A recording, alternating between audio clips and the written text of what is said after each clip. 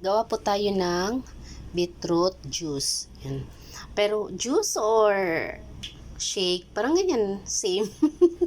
Parang juice na or shake na yan. So, meron tayong beetroot dito. Ayan, nilaga ko yan. Tapos, nasira kasi yung blender namin, kaya yung maliit na lang. Yun, parang dinadahan-dahan ko na lang. And then, meron din tayong carrot. Ayan. Then, meron din tayong ginger.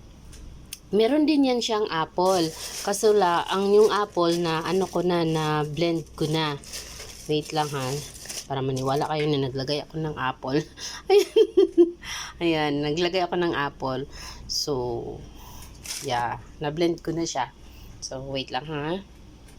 Yun na nga, lagay natin tong beetroot. Tapos, carrot.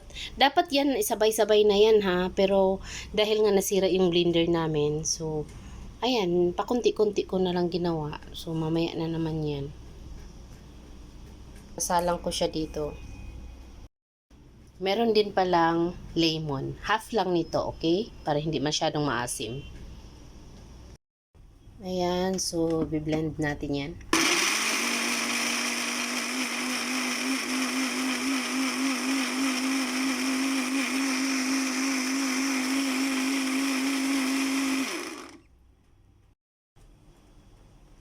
Tapos, sasalang natin dito para marami. Ayan. Actually, marami pa. Ayan. So, yun yung natin. Wait lang.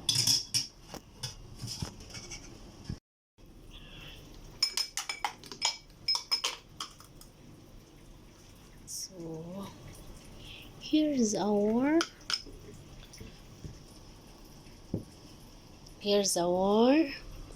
beetroot juice. Ayan, napaka masustansya po nito. Ayan. Thank you for watching. Yan lang.